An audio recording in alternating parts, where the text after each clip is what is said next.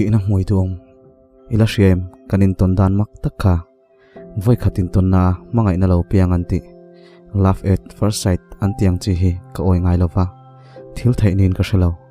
nang ka shing nuna ironin lan ma kha chuan mei tha nisa le lum len bo san tumin kan veng tlang theng thon wam zet maya thlifim dong turin ka kala ta chuan mut mai pain smoky hola Alice ka ngai tha a repeata dain ka ngai thanon sika reife kamut nu chuan kasira April par lo voltir bula chuan mai che pakhathian phone alo mang phai mol mola kashian ngai mi ni lo mi khol dum takani lo vek chuan vantir ko kongbo ani nge yang ka thliru le zeu thin nakina chuan kabula aron phaya puzwala inomna minzota kaila chuan puzwala chu kalau shamai lo boknen kan ngai tu aduna samaya kan chaklok wayamein anpa ka thutna nuam tak an siama chuan kan chauduna kalhaplei chu moyati thinziate apa ladu berni thin thute min shil siama nulanelom takani chula story ngai nom takte chu min shil mol mola angai nom kati tharin moi kati zual lea Elise hi in email ka hantingota teulo Shelly ni ka du zok Elise hi chu ka ngai tlat ti pa chuan anui sen sena engti tura ronjin nge ni ka zota apudam lo ron tlo zok tura ronjin ani thule jin khothon shim adu thu chuan min changa khopui bo ruak rit ati thute thingtlang lama anun ti thoven adu ziate chu asoi mela muang ban char hian chu nangniang po hian rilru ha nain lo nei ve thoni mo ka hantia nei te renge nang ka tong masaber chu kati fu hle mai I phone number min lo pete a mail sheet kala nei silawa mail sheet inai hun chuan min momo to om silawa tuna hian ka pe watang chenge ka number chu a phone a chuan ka type mola local ro chukang puzola ten chu mi kan zot thlaze langa puzola po chu kan jong chuak wat mayang kan khuwa zaw wak lainem katia abek chu ka khai saka kan kal thla chutia kan kal thlak lai chuan thok le khata khuwa alo dur phui mu maya khopui la chu ari hum reng bok kalui na chi nia ka hriat lo wangin kongpui sira sarkar quarter hlui cheto taka chuan kalu puya ro chu nasatakin aron sur ngal mai boka kholum tlan bo santuma chuak kani boka kain thuam pan le vot kati to le nge raife kanom nu chuan ro chuan ban ala tum mel lo ro pui bok nen quarter hlui bangda fel chu ka thiat soka mai chu ka chem tangota an hawang chenge alo tivara min haule kapu zeng chengani mailom kati chuan ivan sual tak ka sol kalanga isin veom lo atia ati tawder mel handom zia mai chu amui ati por de tara kha mui kha vai khat fop to tan chuan angol avei thei hialin ania karin ni mai chu ka aya nakina chuan apuan chu min zon ve a en thlasung tak chuan ka thu ve maya akut chu ka vuara alo vot thler mai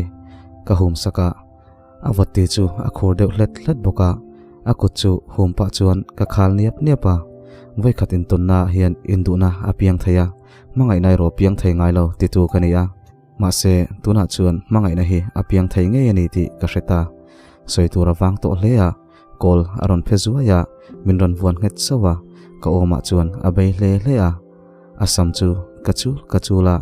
vanten malmin somani hemal somru hi katan avahan luwong tak em o ka mangai thu chu hril ka chak tak zeta kan hun tonin azirbok chutia ka dule mangai em ka voi khaton na ka chil ngoi vantir ko kongbo ni hiala ka ngai chu ka changa abai me kani chu du thu sam mang ang me ani rei vaklo aliam nuwa chuan a phone aron ria hello I thleng to e ruwa sura mi bathara kala engtik ngei ron hole don anin biak mol lai chuan ka mangai zia ka hril dan tur chu ka ngai tu me ka wal ka buai ani a phone mang chu vin deuh tak hian ada a ka du huna karon huang nin zalen ka du ti pa chuan a phone chu da maka a hun ton mut chu mangai bia thu in hlan nan chuan a hun lo deuh nia ka hriata wang chuan ka ngoi taria rei kan ngoi dun nu chuan ama zok chuan ka pasal tur ni kha ka hnelutuk tuna tangin asalamin siam atum hal derani hi ka bing mupa voi khat ka ton na ka du em ka mangai em chu mi nu pui hual alo ni chu mai chu ka aya ani po ka oma aron beile thlopa keizong ka van duai ni mangai nei ve ka chak ka du thlan ni hau lo pasal kanaya nga ya a mel chu angui ngia ya a tong zong chuan a o chu a khur deuh dar dara ka han ku avong vong rengota voi khatin ton na mangai na hi I oi nga yem ka han ti tol maya ka oi mai ni lawin hei ka tongalom ati sapa abianga mi tui luang shruk pa in kai chuan ka oi ngai lo lang lo ni la ka oi lo reng mai tur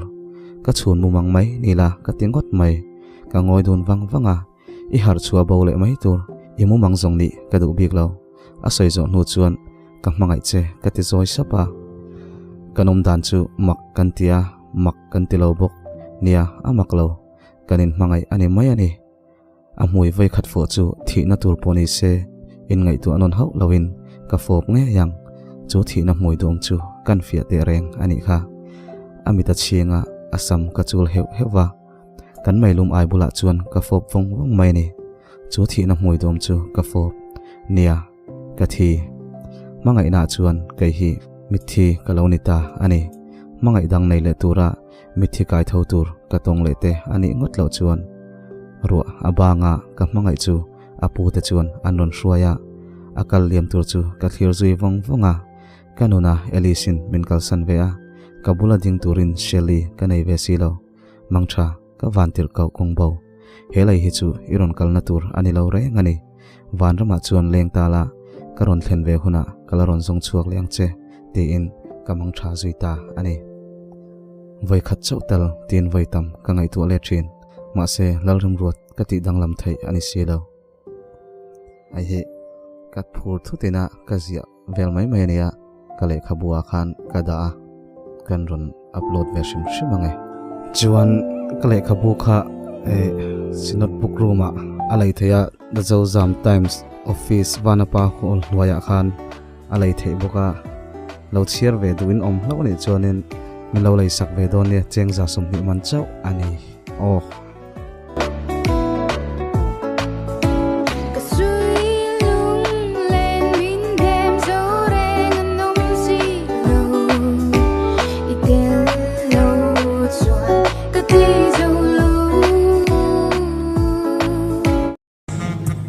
Riat lo karin kanin tonga riat lo hlanin aliam le mai che riat reng ari tak cham turin leilo te chunga dan kanin tonga in thalel moi moi in kanin thlale mai chen lim sang in thon thu kan siak dona atopa ero mit tu moi kan khale thung si in thren le tur in ton na khovela hian dam chung dai eng ma lo om lo ve